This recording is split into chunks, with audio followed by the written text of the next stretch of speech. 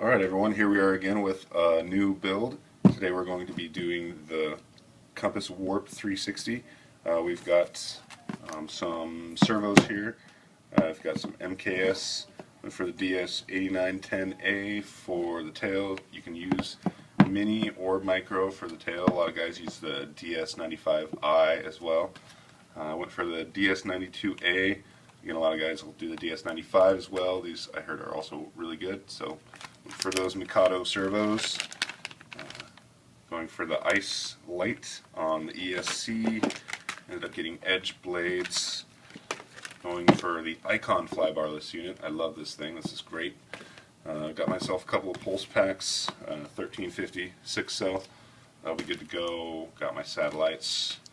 For the Icon, might even just use one, and a Scorpion motor is on the way. So let's take a look at what's in the box here. Looks nice little setup here. There's probably going to be some tape here that you'll want to remove. So we get that open, and top of the box we've got the boom over here. Let's see what we've got inside the boom. So it doesn't look like there's anything inside there, just the boom. I didn't get the full kit with the motor and the blades, so I'm thinking that the blades would be up here on the top of the box in that case.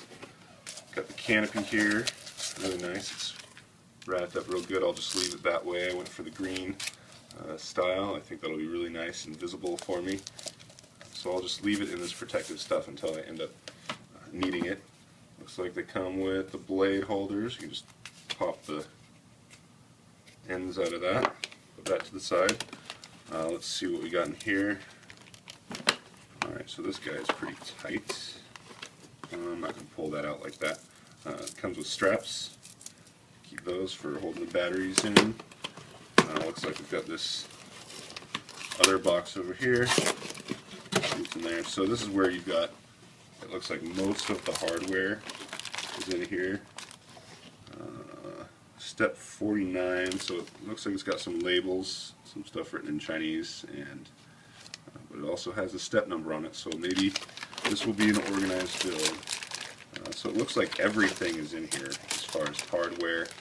Nothing laid out, simple and easy. Little USB drive. I'm guessing that this flash drive has the manual on it, so I'll pull that out, get the manual. Yep, there we go. Manual and parts list. So yeah, no actual written manual, so I'll have to get one of those printed up for doing this build. I'd like to print up a written manual for when I do these.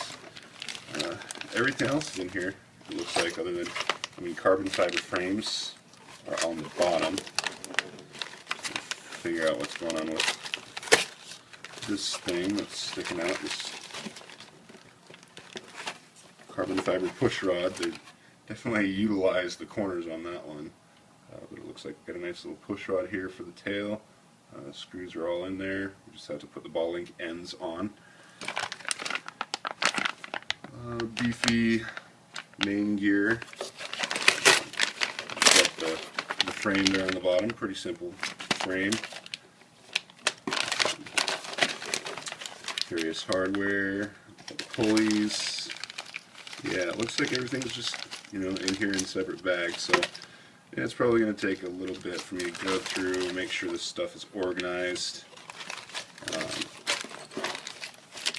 Make sure I've got all the right hardware in the right places. Also on mine, there's also this piece of hardware that was taped to the side of the box. Looks like a new, I don't know, canopy mount or something. Some little brace. I guess we'll figure out what that is for here in a little bit. But yeah, that's about it. You will have a motor and blades in here if you bought that full kit that has everything. Otherwise, looks like all of the hardware is just going to be stored in that little box. So this should be fun. I'll go get this.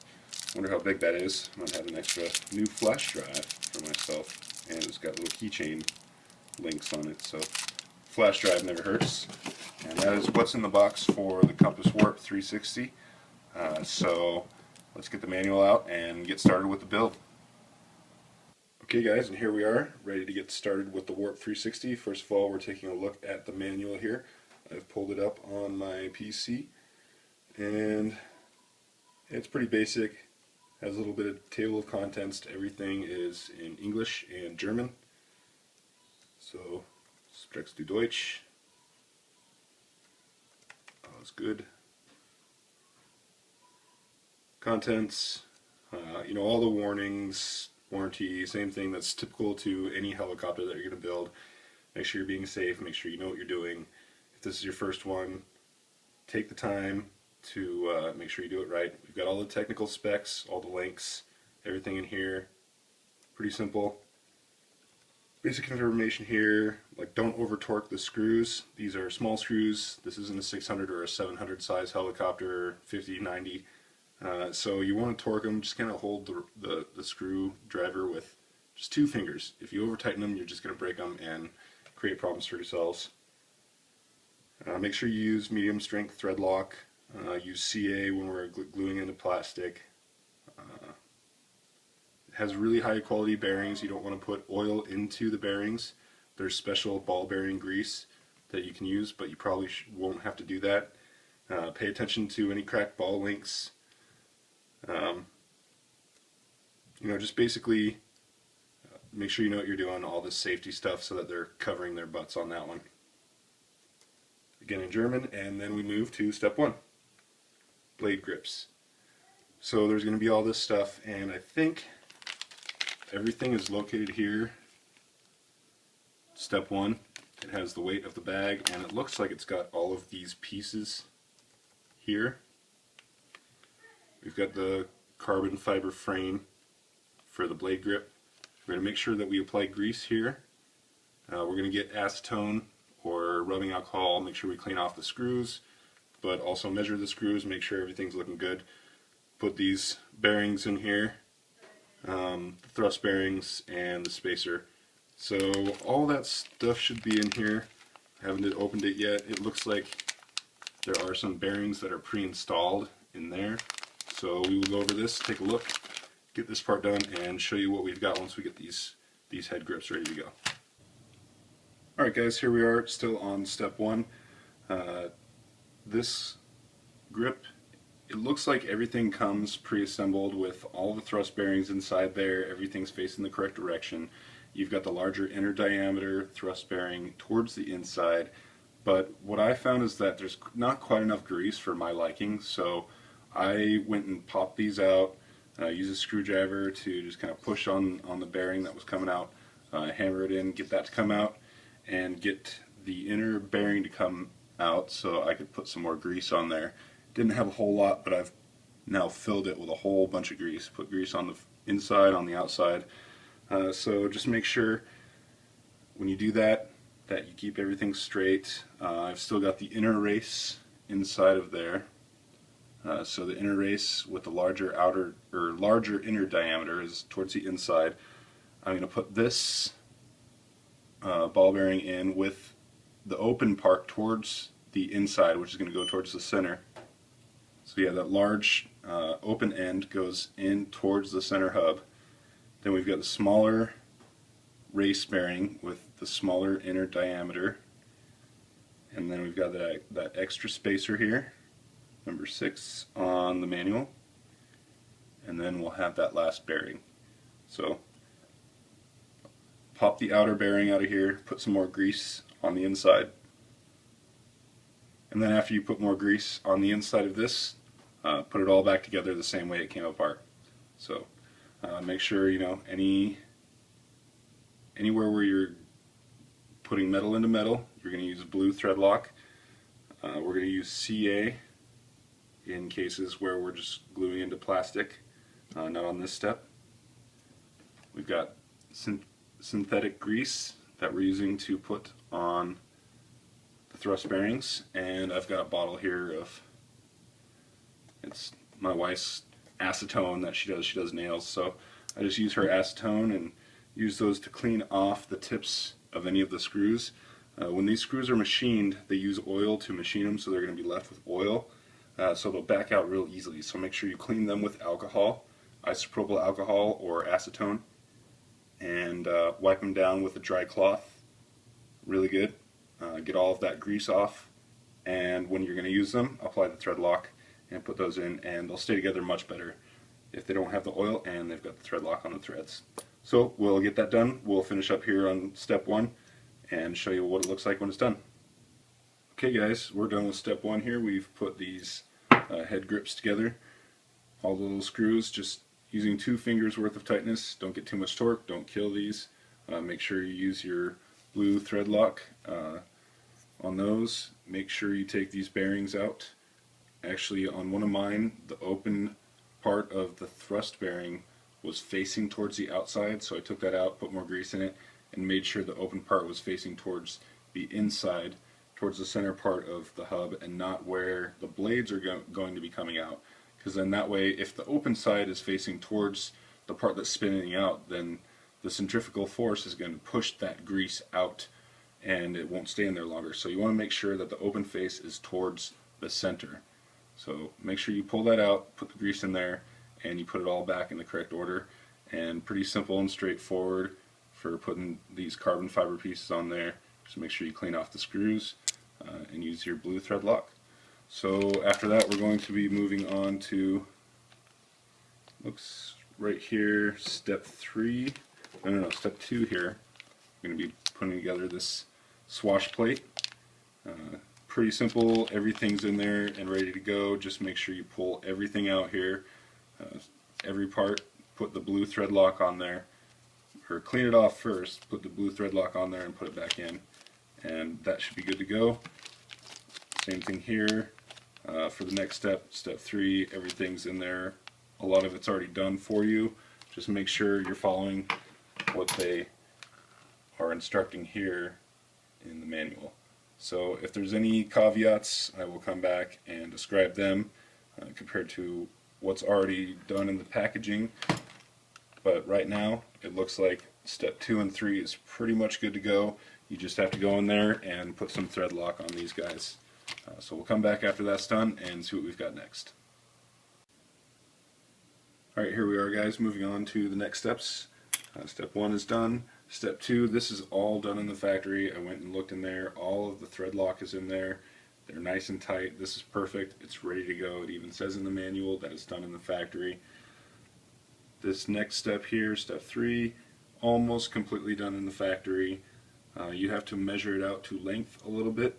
So what I did was I found the 39 millimeters here on the calipers, put that down, and basically you'll line that up and then unscrew the whole thing until you've got it measured about to length. And then once that's perfect, you're going to screw in this screw, take this one and move it up to where the end of it is. And then you're just going to keep doing that, make sure you've got both of these to length and 39 millimeters across. And in that bag you've also got these long screws. Obviously clean them off like all the other ones. And there's also, be very careful not to lose them. I put them here on the driver just to make sure I still have them. A couple small spacers here. So we're going to have those small spacers, and then those are going to go on the outside, and then the screw comes through, and then these are going to be on the other side. We'll show you here on the manual how it looks for that. So here, as you can see, 39 millimeters there, and we've got 7 right here, that little thin washer. So the screw goes through that, through all of this pre-assembled stuff. That's 39 millimeters. Out the other end, we've got the thicker one. So we're going to put both of those together, and that's all set and ready to go. After that, we'll find this step 4, which has the main shaft, and I think we basically consider this a feathering shaft for in between here. Looks kind of like the tail grip. I think it actually is a tail grip for the 700 size helicopter. So it's proven design, can handle the head speeds definitely, and handle all of the force. So we've got that together, and we'll move on to that step here, show you how that is after we get these ready to go. Okay, and here we go on to step 4. All of this stuff comes in the package. All of these spacers, washers, nylon lock nuts, screws. There's also here, we've got the main shaft. There's a side that has a little bit more space than the other side, and that's going to be the side that's going to go into this hub here, and all of the parts that we built in the previous steps. So we're just putting this together. We're not putting blades in here yet. We're just getting the head just ready to go. So here we are with all of the components that we're going to use. This from step 1, everything from bag 4. We've got all these spacers here, nylon locking nuts, all these screws.